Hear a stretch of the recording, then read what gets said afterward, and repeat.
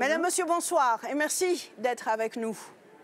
Le 11 mai dernier, la mort de Shireen Abu Akleh, journaliste palestino-américaine assassinée d'une balle à la tête à Jenin, en Cisjordanie occupée, a suscité une très vive émotion. Car sa voix et son visage étaient connus de la plupart des Palestiniens et des arabophones et anglophones de par le monde, puisque la journaliste travaillait pour les deux fameuses télévisions qatari Al Jazeera et Al Jazeera English. 2 jours plus tard, le vendredi 13 mai, il était 15h30 environ, quand les cloches de toutes les églises de Jérusalem ont retenti en hommage à Shireen. Le début de la procession a donné lieu 1 heure plus tôt à des scènes extrêmement choquantes. Plusieurs dizaines de membres des forces de sécurité israéliennes sont intervenus pour disperser les personnes entourant le cercueil de Shireen Abu Akleh à la sortie de l'hôpital Saint-Joseph à Jérusalem-Est.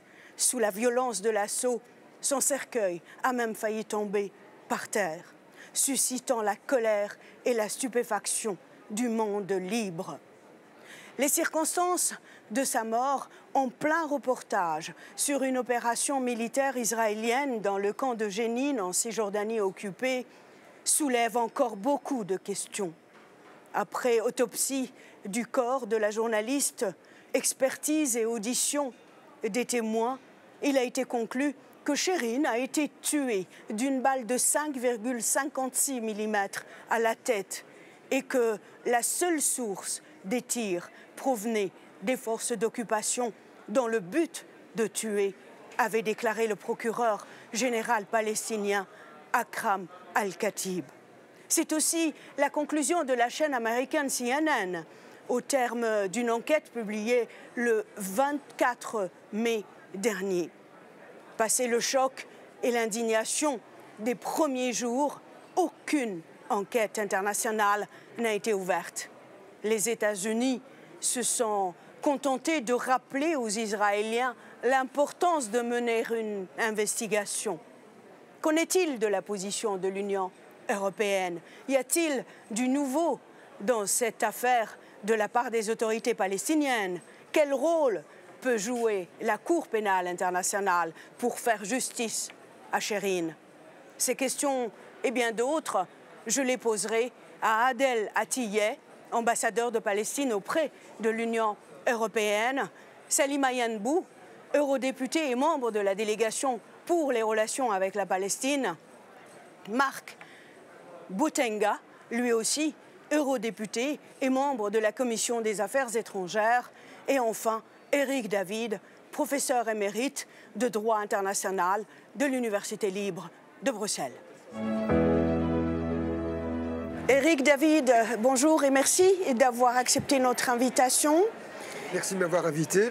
Et je rappelle que vous êtes professeur en droit international, professeur émérite de l'ULB, l'Université libre de Bruxelles. Salima Yanbou, vous êtes députée européenne du groupe Renew Europe. Bonjour et merci d'avoir accepté notre invitation.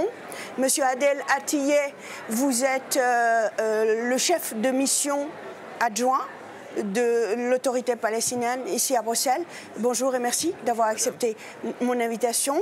Et enfin, the last but not the least, vous êtes Marc Botenga, député européen aussi du groupe de la Gauche Unie.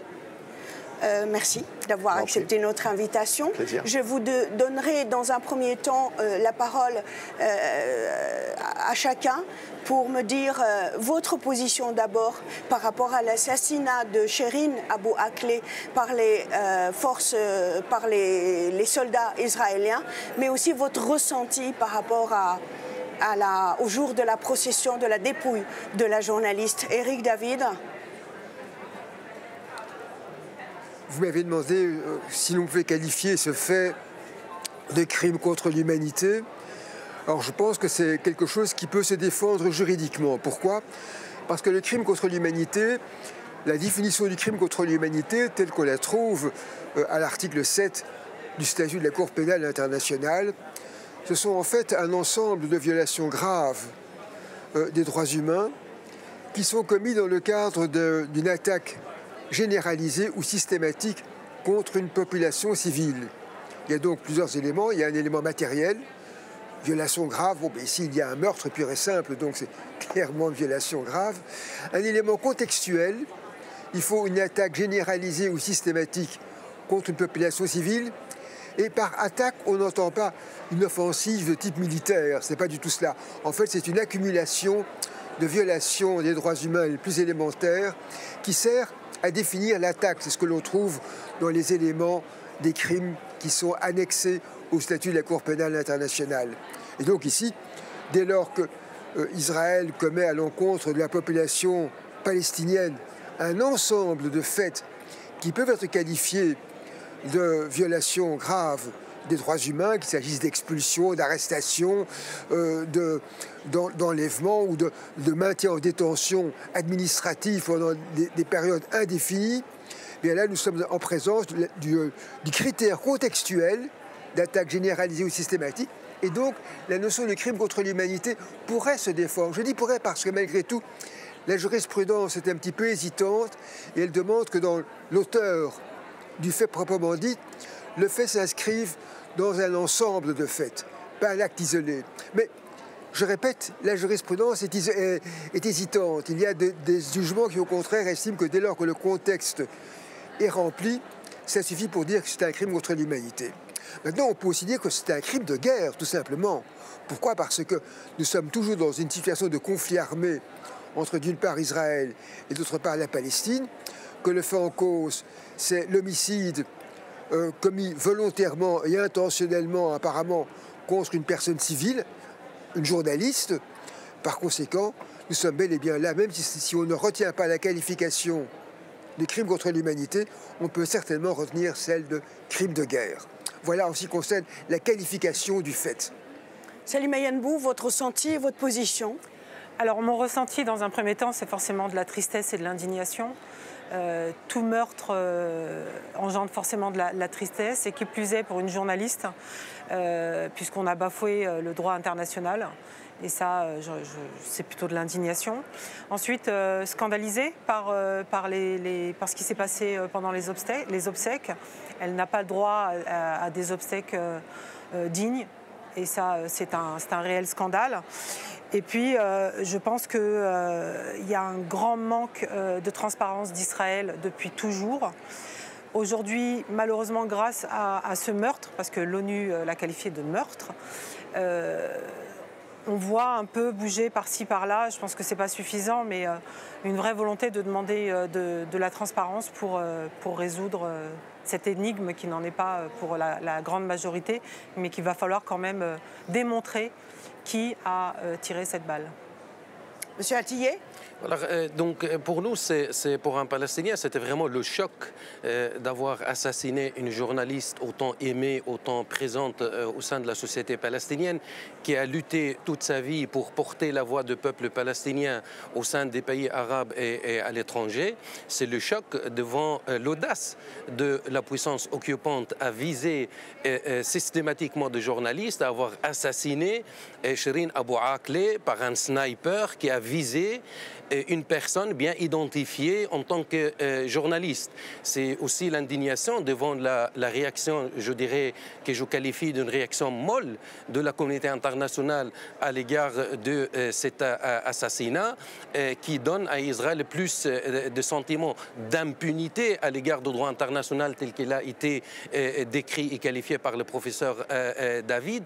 C'est en même temps la consternation devant ces extrémistes israéliens juifs à la porte de Damas qui célébraient carrément l'assassinat de Shireen Abu Akleh et qui fêtaient son assassinat comme une victoire de l'armée israélienne. Donc tous ces sentiments vécus par le peuple palestinien sont des sentiments réels et j'espère que ce sera la dernière, parce que ça n'a pas été le cas. Ce n'était pas le dernier assassinat. Une semaine après l'assassinat de Shireen Abu Akleh, nous avons aussi perdu une autre journaliste de la radio palestinienne qui était tuée pratiquement dans les mêmes circonstances que Shireen Abu Akleh.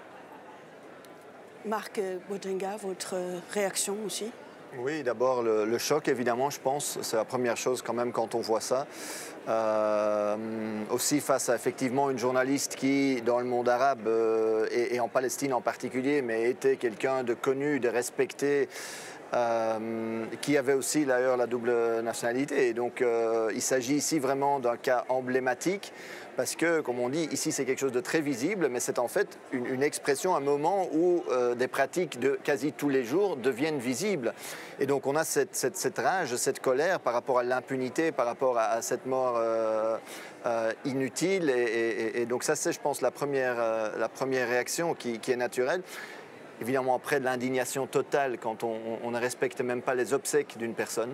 Je trouve que ces images-là ont fait beaucoup le tour du monde et à juste titre parce que ça montre aussi que même pour les morts, il n'y a pas le respect de base. Et voilà. Et finalement, je partage le problème et la colère face à la réaction de la communauté internationale, la soi-disant communauté internationale, et notamment l'Union européenne, qui, si ceci s'était passé dans un autre pays et avec un autre coupable, aurait réagi de manière beaucoup plus forte qu'aujourd'hui où il y a eu... voilà. Alors justement, rappelez-nous la position officielle de l'Union européenne, M. Botenga. L'Union européenne a fait, de par le service d'action extérieure, donc c'est déjà un choix de ne pas avoir, par exemple, Ursula von der Leyen, la présidente de la Commission européenne, de prendre une position forte. Donc on décide déjà qui est-ce qu'on fait communiquer, a effectivement condamné l'assassinat, mais appelé plutôt à une enquête transparente, etc. Bon, on ne peut pas être contre une enquête transparente, etc. Mais on sait très bien ici, d'ailleurs, même les médias américains ont été très clairs sur le fait que l'histoire qu'Israël, au début, a essayé de raconter qu'en sèmant le doute, peut-être c'était les Palestiniens qui, etc., s'est écroulée complètement. Et donc la position de l'Union européenne est surtout celle de ne pas réagir avec des sanctions fortes. Et je trouve que la meilleure façon de vraiment voir la réaction européenne, c'est de la comparer avec ce que l'Union européenne est capable de faire dans d'autres cas. Vous voyez, quand il y a des journalistes, et heureusement, quand il y a des journalistes qui sont tués dans d'autres pays, il y a des réactions fortes, il y a des résolutions au Parlement, il y a parfois des sanctions, etc. Et à juste titre, parce qu'il faut protéger. Et ici, finalement, l'action réelle, la pratique, les politiques, zéro. En fait, on laisse passer. Et de cette manière-là, on envoie un message d'impunité à Israël. Et ça, c'est affreux et inacceptable. Mm-hmm. Professeur David, Marc vient d'évoquer la position des Américains. Les Américains ont condamné fermement cet assassinat, mais ils n'ont pas été au-delà. Marc Botenga a rappelé aussi que Chérine Abou Akleh était palestinienne, mais elle était aussi américaine à part entière. Pourquoi la Maison-Blanche ne réagit pas officiellement? Il s'agit là d'un meurtre de l'une des citoyennes américaines. Ou alors, en Amérique, il y a citoyen et citoyen? Oui, alors là, je ne suis pas dans les petits papiers de l'administration américaine. Effectivement, c'est vrai que ce serait certainement l'occasion pour les États-Unis de prendre fait et cause pour leurs ressortissants. Je ne sais pas très bien pourquoi ils ne l'ont pas fait. J'ignorais d'ailleurs qu'elle avait la double nationalité. De ce point de vue, vous me l'apprenez. Mais enfin, c'est vrai que les États-Unis seraient parfaitement fondés à demander réparation de ce meurtre auprès des autorités israéliennes. Ma prochaine question est pour vous aussi. L'Union européenne et l'ONU ont réclamé une enquête internationale. Mais qui est habilité à ordonner cette enquête? Alors, en l'occurrence, il est évident qu'on peut se demander si l'affaire ne pourrait pas être soumise à la Cour pénale internationale. Alors, ça, il est clair que dès lors que nous sommes en présence d'un fait infractionnel qui relève de la compétence matérielle de la Cour est certainement compétente. J'ai parlé tout à l'heure de crimes contre l'humanité ou de crimes de guerre, voire les deux, si on considère qu'il y a concours idéal d'infraction, comme disent les juristes. Mais ça, il est clair que matériellement, ça rentre dans les compétences de la Cour.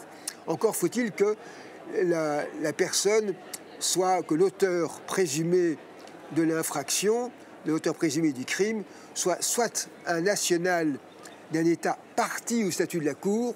Ce qui n'est pas le cas pour Israël, qui ne reconnaît pas la CPI. Soit que le fait ait été commis sur le territoire d'un État parti au statut de la Cour. Or, la Palestine, comme vous le savez, est partie au statut de la Cour pénale internationale depuis 2015, et par conséquent, le critère géographique est parfaitement rempli pour que la Cour puisse exercer sa compétence. Alors maintenant, il ne reste plus qu'au procureur, évidemment, à se demander si, effectivement, ce meurtre isolé justifie une intervention de la Cour, ce qui n'est pas si évident que cela, parce que ce n'est pas quelque chose de massif, même si ça peut s'intégrer quand même dans un ensemble d'exactions commises au détriment de la population palestinienne.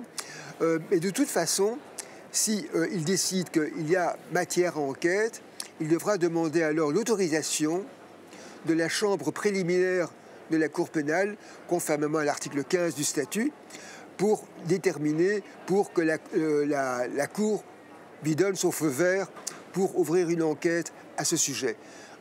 Ça, on voit évidemment ici à quel point, lorsque les États ont adopté le statut de la Cour pénale internationale, ils ont voulu ménager le plus possible la susceptibilité des États. Salima Yambou, vous avez souhaité réagir? Oui, par rapport à la CPI, effectivement, même si elle était saisie, on sait qu'elle a été saisie pour faire des enquêtes en Palestine déjà. Et l'ancienne procureure Fatou Bensouda, qui était venue ici au Parlement témoigner, des pressions, voire jusqu'à des menaces qu'elle a reçues à titre personnel contre une enquête qui avait été demandée justement en Palestine, mais aussi en Afghanistan par rapport à ce que les États-Unis faisaient là-bas. Et ça a été refusé autant par les États-Unis, qui pourtant reconnaissent la CPI, que par Israël. Donc finalement, je ne sais pas si ça va aboutir, même si il suffit qu'ils refusent et on ne peut rien faire, ce qui est incroyable. Donc en fait, il y a des pays, parce qu'ils ne reconnaissent pas une institution internationale, peuvent refuser toute enquête et laisser personne entrer. Et on en parlera tout à l'heure. Ça a été la même chose pour le Parlement européen. Oui, mais, professeur. Ce que je veux préciser quand même, c'est que si le procureur décide d'ouvrir une enquête, et je le crois assez solide à cet égard, politiquement parlant, pour ne pas avoir peur de le faire, il semble que ces derniers temps, d'ailleurs, il a pris des positions que je trouve d'ailleurs courageuses de sa part. Vous êtes en train de parler, professeur David, du procureur général de la CPI, absolument. M. Khan, exactement, en l'occurrence. Exactement. Et donc, je ne serais pas surpris qu'effectivement, il décide d'aller plus loin, si tant est qu'il se sent peut-être un petit peu aussi poussé dans le dos politiquement par la Palestine notamment. Alors justement, Monsieur Attia, le ministre des Affaires étrangères palestinien a remis un dossier à Monsieur Khan, le procureur général de la CPI. Est-ce que vous avez du nouveau ? Parfaitement. Donc, nous avons mené notre propre enquête. Le gouvernement palestinien a ordonné une enquête qui est une enquête professionnelle, qui est une enquête transparente. Les conclusions de cette enquête sont très claires, que Shireen Abu Akleh a été assassinée par un tir de sniper israélien qui utilisait des jumelles pour bien viser la victime. La victime était habillée d'un gilet pare-balles, était habillée d'un casque, elle était très bien identifiée en tant que journaliste. Donc la thèse d'accident est tout à fait écartée et les enquêteurs palestiniens ont trouvé que la balle qui a été tirée, qui a tué Shireen Abu Akleh juste en dessous de casque derrière l'oreille, est une balle tirée par une arme, par un fusil israélien. Donc là-dessus, il n'y a pas de doute. Une balle de 5,56 mm tirée d'un fusil américain utilisé par l'armée israélienne. Et notre ministre des Affaires étrangères a été lundi passé à La Haye. Elle a communiqué les résultats de l'enquête palestinienne et a demandé au procureur général d'ouvrir une enquête internationale et pour punir et rendre responsable l'armée israélienne et la personne qui a tiré sur Shireen Abu Akleh. Maintenant, j'aimerais bien faire un détour sur la position américaine. C'est une citoyenne américaine que les États-Unis d'Amérique peuvent ordonner une enquête. Quand les États-Unis demandent une enquête internationale, moi je m'interroge à qui est-ce qu'ils demandent une enquête internationale et indépendante? À quelle institution? Les États-Unis d'Amérique ont la possibilité d'obtenir une résolution du Conseil de sécurité pour ouvrir une enquête, établir une commission d'enquête internationale. L'Union européenne a la possibilité aussi de exiger du tribunal pénal international d'enquêter immédiatement de l'affaire, et même le Parlement européen peut adopter une résolution pour établir une commission d'enquête internationale. Donc toutes les parties appellent à une enquête internationale. Moi, je ne vois pas à ce que les États-Unis demandent, exigent une enquête internationale et que l'Union européenne exige une enquête internationale. L'autorité palestinienne, qui est une autorité d'État, a mené sa propre enquête, a établi les faits. Sans doute que Shireen Abu Akleh a été assassinée par un sniper israélien. Donc là-dessus que tout le monde demande d'enquête internationale, moi je veux bien avoir des actions. Moi je veux bien avoir les États-Unis et l'Union européenne à qui demande-t-on une enquête internationale. Et à cet égard, j'aimerais bien dire que l'année passée, après la dernière attaque de l'armée israélienne contre Gaza le mois d'avril de l'année passée, il y a une commission d'enquête internationale. Il y a une commission d'enquête chargée d'enquêter de manière permanente des crimes commis à l'égard du peuple palestinien. Et d'ailleurs, tous les crimes commis et les violations de droits de l'homme, que ce soit du côté israélien, que ce soit du côté palestinien. Il suffit que les pays de l'Union européenne se portent, appuient cette commission d'enquête pour faire pression sur Israël, pour lui permettre d'enquêter proprement sur le crime d'assassinat de Shireen Abu Akleh et d'autres crimes. Donc là, nous avons une institution internationale capable de mener cette enquête. Monsieur Botenga, un représentant de l'autorité palestinienne vient d'interpeller en direct ici l'Union européenne. Vous pensez qu'elle peut aller au-delà des paroles? Est-ce qu'elle peut aller aux actes? Mais elle peut aller au-delà des paroles, bien sûr. Ça vaut aussi pour les États membres de l'Union européenne. Donc il n'y aurait même pas besoin d'attendre l'Union européenne si on veut à se mettre d'accord tous ensemble. Chaque pays peut prendre des mesures.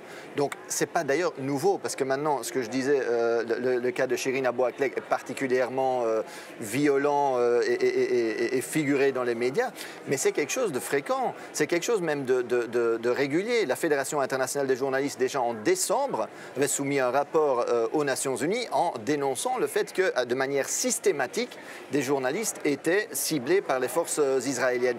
Je pense qu'il y a aussi 4 ONG ou associations qui ont soumis justement un dossier dans ce sens à la Cour pénale internationale. Et donc, nous savons ce qui se passe. Ce n'est pas ça la question. La question, c'est: est-ce qu'on peut faire quelque chose? Oui, bien sûr. On pourrait prendre des sanctions. On pourrait, par exemple, au niveau de l'Union européenne, il faut quand même dire que nous sommes associés à Israël, c'est-à-dire qu'il y a un accord d'association qui lie Israël à l'Union européenne, ce qui fait que les liens, si on veut, économiques, mais aussi de coopération en matière de recherche, etc., entre Israël et l'Union européenne sont plus proches, plus étroites parfois qu'avec des pays candidats membres. Donc ça veut dire qu'on pourrait suspendre cet accord. Il y a une clause dans l'accord, un article dans l'accord qui permet cela. Donc est-ce qu'on peut faire des choses? Oui. Qu'est-ce qui manque? La volonté politique. Et pour ça, il faut vraiment faire la pression, les mobilisations pour pousser les gouvernements et aussi l'Union européenne à agir et ne plus permettre l'impunité. Ce n'est pas aussi le rôle du Parlement européen? Qu'est-ce que vous pouvez faire, vous, ici, parlementaires européens? Absolument, c'est le rôle du Parlement en partie, c'est aussi le rôle des gouvernements, c'est aussi le rôle de la Commission, évidemment. Mais ce que nous pouvons faire, donc on a réussi finalement à imposer un débat en plénière sur ce thème, donc ça c'était positif. La résolution a été refusée, mais on veut au moins, on a pu discuter des choses, ça c'est un premier pas. Mais la vraie pression, si nous voulons faire changer d'avis les députés, parce qu'il y a plein de députés qui rentrent aussi dans l'histoire, disons, israélienne, etc. Si on veut faire changer, il faut une pression.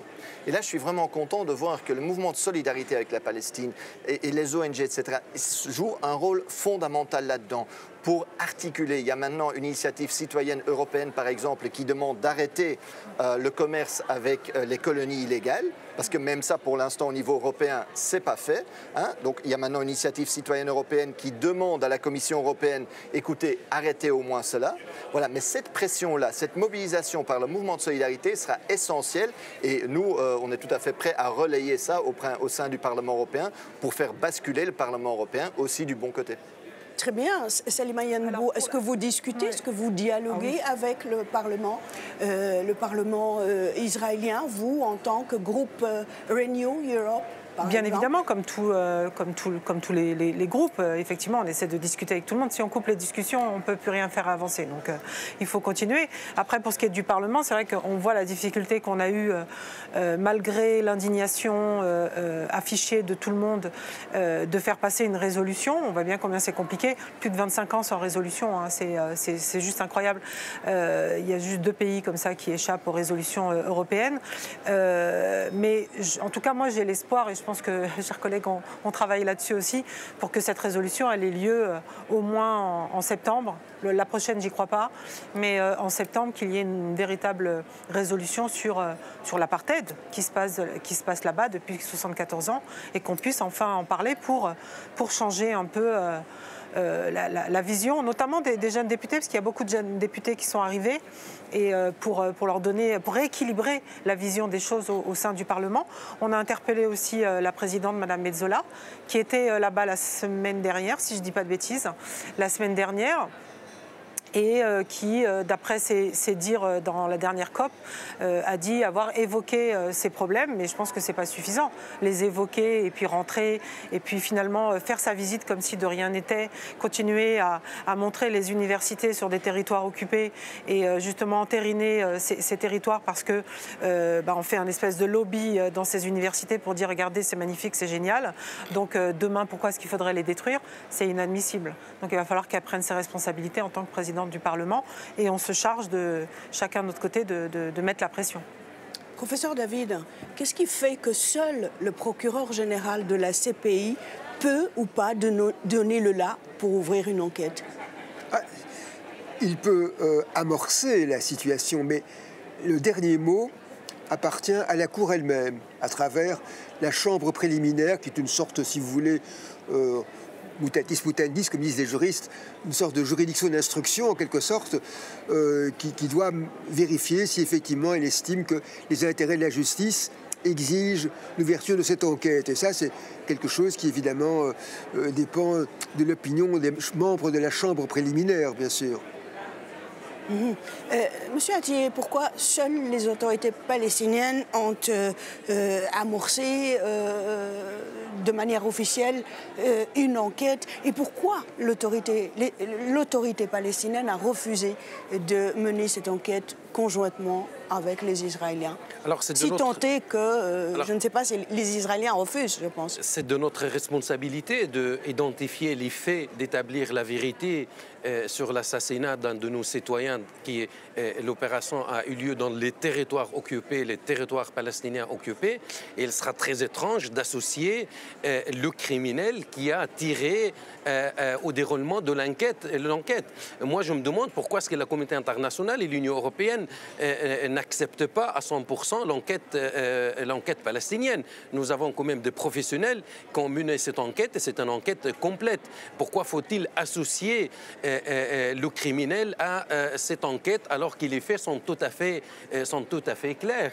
Et si vous me permettez, Madame Lefebvre, moi je voudrais revenir sur la position de l'Union européenne. Et je me suis exprimé au début de dire c'est l'indignation devant une situation, devant une réaction internationale qui est une réaction très faible. Moi je voudrais saluer le travail fait par Madame Yanbou et M. Petonga ici au Parlement pour ouvrir le débat. Mais aussi, pourquoi est-ce que chaque fois qu'Israël est concerné, et on doit traiter de 2 points de mesure les situations? Les situations sont extrêmement claires. La présidente du Parlement européen, Mme Metsola, a été à la Knesset israélienne 10 jours après l'assassinat de Shirin Abu Akleh. Il n'a même pas prononcé le nom de Shirin Abu Akleh ni dénoncé ce crime israélien. Elle n'a même pas parlé de l'occupation israélienne. C'est comme l'occupation israélienne ne dure pas depuis 57 ans. Elle n'a même pas parlé de prisonniers palestiniens. Je pense que ces prises de position faibles encouragent Israël à commettre davantage de crimes. Tant qu'Israël ne paye pas le prix des crimes qu'il commet à l'égard du peuple palestinien tant que l'occupation n'a pas un prix sur le plan politique, économique et moral, Israël ne s'arrêtera pas et qu'il faut s'attendre à davantage de crimes contre le peuple palestinien.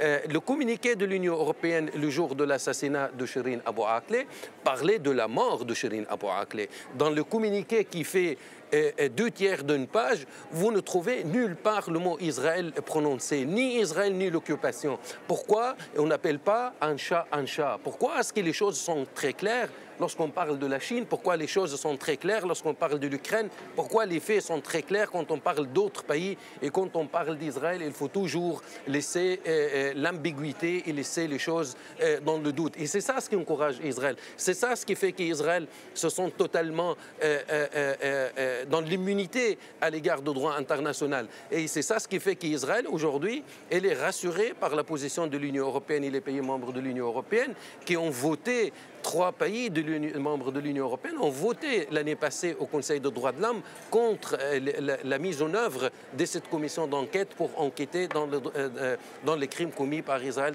dans les territoires occupés. Et ces mêmes pays membres de l'Union européenne qui ont refusé de reconnaître la compétence du tribunal pénal international dans la situation palestinienne. Donc c'est cette ambiguïté, c'est cette position de 2 poids, 2 mesures qui encourage Israël malheureusement à assassiner davantage de journalistes. Et par rapport aux journalistes, depuis 2000, Madame Lefebvre, 655 journalistes palestiniens assassinés par Israël, tués par Israël, que ce soit dans le bombardement à Gaza ou que ce soit dans le Cisjordanie. 55 journalistes et en aucun cas Israël n'a été interrogé là-dessus.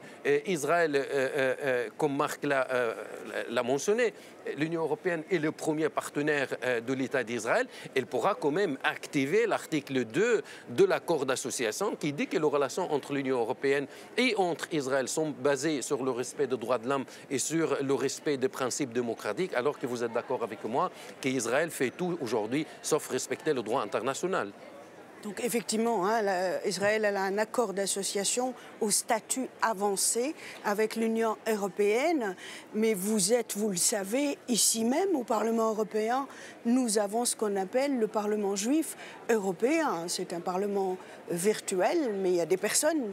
Est-ce qu'il est arrivé que vous ayez des discussions, un dialogue avec vos partenaires de ce Parlement juif européen virtuel qui a été créé il y a peut-être un peu plus d'une dizaine d'années. Je ne sais pas si l'un ou l'autre est au courant de cette information, très vérifiée par mes soins. Oui, professeur. Oui, je crois que vous faites allusion au Jewish Parliament, c'est un simple groupe de personnes qui sont des amis d'Israël et qui veulent défendre à tout prix Israël, mais il n'a de parlement que le nom, évidemment. Il n'y a rien à voir avec une institution parlementaire officielle. C'est un parlement symbolique, on est d'accord. C'est un groupe de personnes, c'est comme si tout à l'heure, nous 5, ici, nous décidions de constituer un parlement. Ce serait un simple club, si vous voulez. Encore une question juridique, professeur David.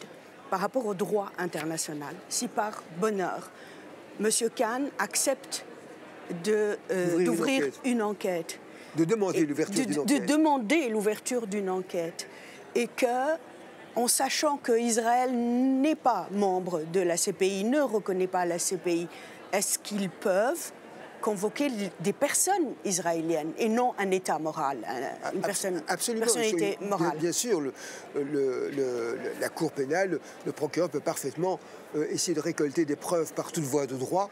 Il n'y a pas de problème. Et bien sûr, il peut envoyer une convocation aux autorités israéliennes. Il n'est pas sûr que celles-ci y répondront.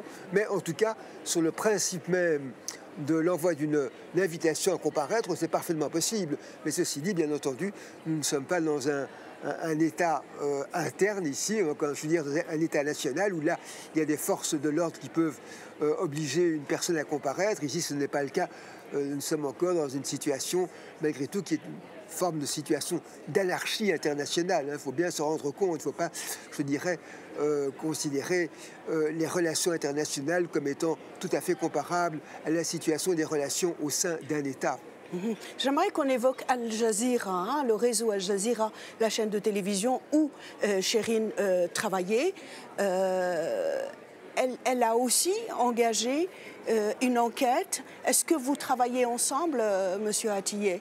Je pense que nous avons communiqué notre enquête, l'enquête qu'a menée l'autorité palestinienne à Al Jazeera et aux autorités américaines, puisque Shirin était de nationalité américaine. Donc l'enquête officielle palestinienne est à disposition d'Al Jazeera et qu'Al Jazeera, sur base de cette enquête et d'autres éléments dont nous, on ne dispose pas, ont été communiqués au tribunal pénal international. Aujourd'hui, je pense qu'il y a plusieurs organisations, il y a plusieurs, je dirais, l'autorité palestinienne a communiqué avec le tribunal pénal international qui doit prendre ses responsabilités et mener une enquête. C'est quand même extrêmement choquant que la Palestine a été reconnue depuis 2015, comme le professeur David l'a mentionné, comme il y a des crimes de guerre qui sont extrêmement clairs. Il faudra simplement regarder les colonies israéliennes dans les territoires occupés, le transfert de la population israélienne dans les territoires occupés, les prisonniers palestiniens dans les prisons israéliennes pour arriver à la conclusion que oui, il y a des crimes de guerre. Et pourquoi est-ce que le tribunal pénal international hésite aujourd'hui d'ouvrir une enquête? C'est parce qu'il y a certains pays membres de cette institution dans laquelle on se trouve, malheureusement, qui mènent une guerre contre le tribunal pénal international pour la dissuader d'ouvrir une enquête en Palestine. Ces mêmes pays vont pousser le tribunal pénal international à ouvrir des enquêtes pour ce qui se passe en Ukraine, mais quand on parle de la situation en Palestine, malheureusement, certains pays membres de l'Union européenne se mettent fortement en défense de l'État d'Israël. Et c'est ça ce qui fait qu'Israël va se permettre de commettre davantage de crimes.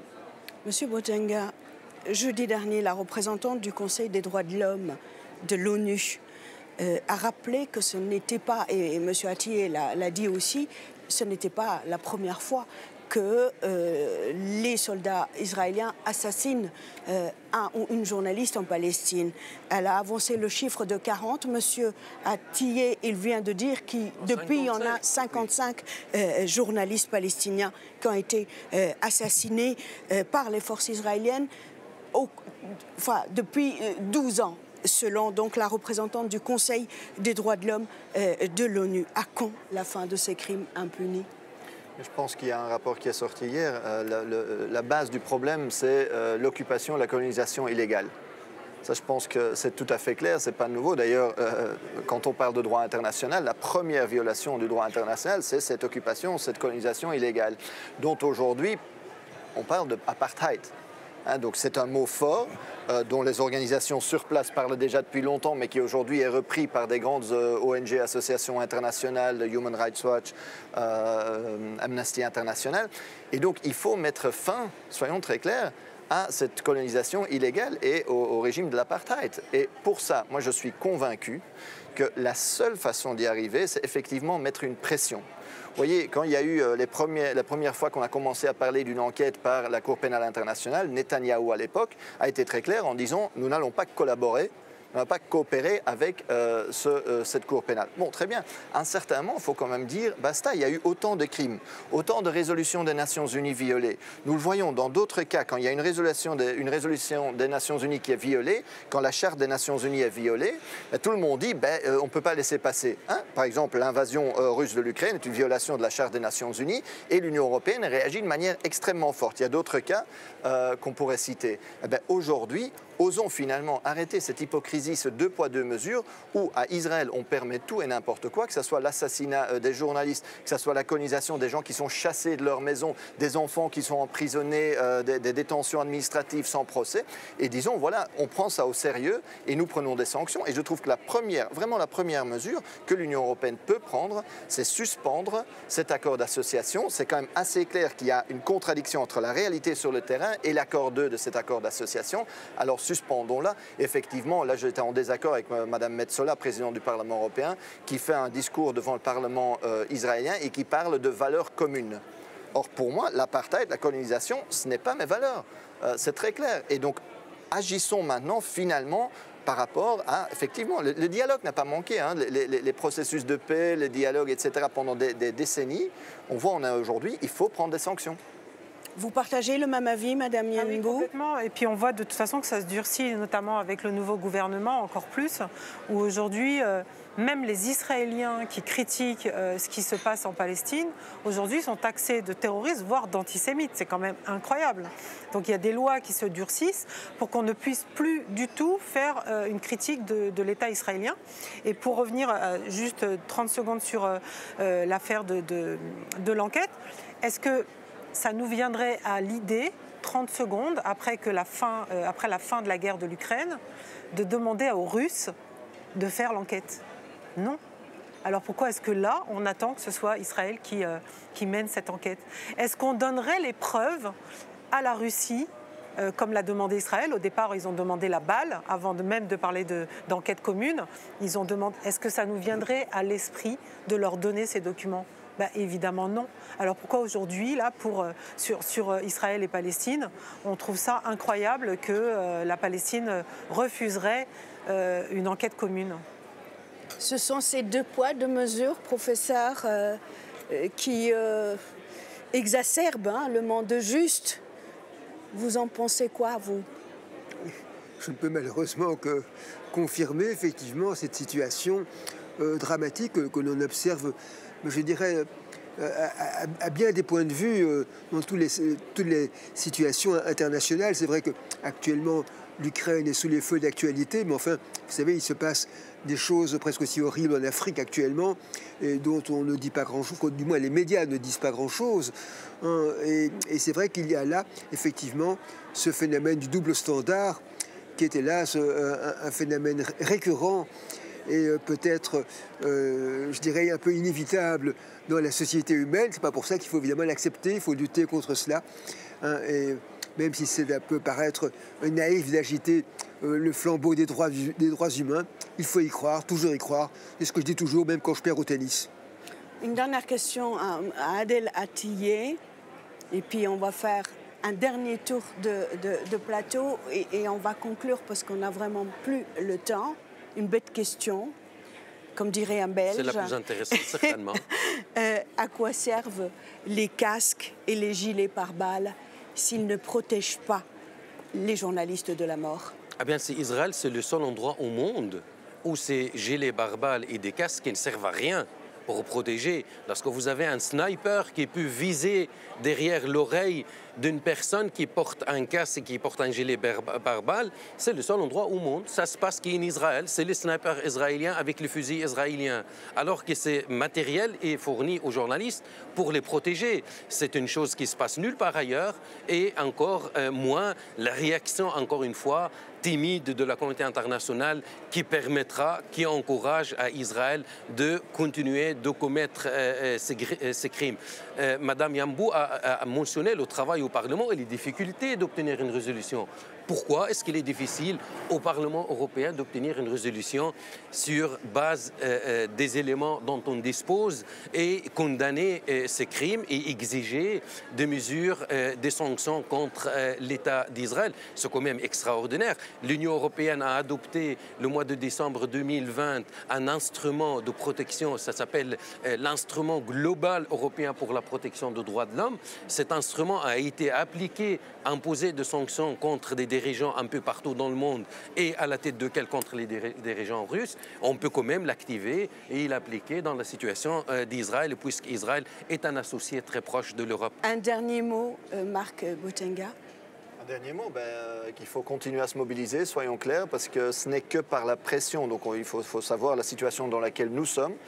Il y a une situation terrible sur le terrain en Palestine qui s'empire et ce n'est que par la mobilisation là-bas évidemment, mais aussi ici, au sein des institutions, mais en dehors des associations, en dehors des institutions, toutes ces associations. Et je veux vraiment porter mon soutien à toutes ces associations qui se battent pour la justice, pour justement mettre la pression et faire que l'équilibre et le rapport de force changent. Salima Yenbou. Alors moi, évidemment, je continue à me battre, notamment parce qu'il y a 2 semaines, je devais être en Palestine et que la délégation Palestine a été empêché d'aller, puisqu'Israël a refusé l'entrée à un de nos collègues, dont je ne partage pas forcément les prises de position, mais en tant que député européen, il représentait le Parlement européen, et ça c'est inacceptable. Donc je continue à me battre, et je me bats aussi sur un autre point, notamment Erasmus+, puisque Israël ferme les entrées en Palestine, donc ferme les échanges entre l'Europe et les étudiants palestiniens. Professeur? Moi, je voudrais simplement rappeler cette maxime célèbre de Pascal qui dit que la force sans le droit est injuste et inique. Le droit sans la force est faible. Il faut nous faire en sorte que la force soit mise au côté du droit, au profit du droit, pour que celui-ci puisse véritablement s'appliquer.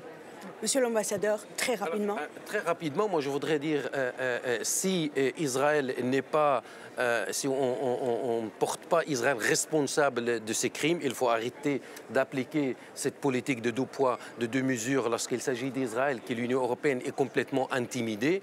Il faut arrêter de traiter avec Israël comme un État au-dessus du droit international. Et il faut appliquer les principes de droit européen, de droit international, et les traduire dans nos relations avec l'État d'Israël. Il faut imposer des sanctions contre la puissance occupante qui a occupé ces territoires depuis 57 ans. Et tant que cette situation, tant que cette occupation n'a pas un prix sur le plan économique, commercial et moral, je crains fort que les Palestiniens vont rencontrer des jours plus durs. Je voudrais conclure par la lecture d'un petit extrait d'un article de presse du quotidien Le Temps, pas Le Temps suisse malheureusement, mais Le Temps tunisien, que Chérine Abou Akleh ait été juive, musulmane ou chrétienne, importe peu. Pardon. Ce qui importe, ce qui est essentiel, ce qu'il faudra retenir, c'est sa dimension humaine, son courage professionnel et son héroïsme, qui était pour elle un héroïsme ordinaire, puisqu'elle le pratiquait tous les jours au péril de sa vie dans cette Cisjordanie crucifiée, parce qu'elle n'envisageait pas autrement son métier de journaliste, et quand bien même elle savait qu'elle était dans la ligne de mire de ceux qui l'ont assassinée, elle n'a pas failli à sa mission, elle en a payé le prix cher. Qu'elle repose en paix, que les autres 55 journalistes palestiniens tués par les soldats israéliens ces 12 dernières années reposent en paix, et que les autres très nombreux journalistes tués partout dans le monde reposent aussi en paix. Et j'invite les téléspectateurs à se rendre sur le site de nos confrères de la FIJ, la Fédération internationale des journalistes, pour retrouver la longue liste des journalistes assassinés de par le monde. Cette émission s'achève. Merci de l'avoir suivie. À très vite. Au revoir.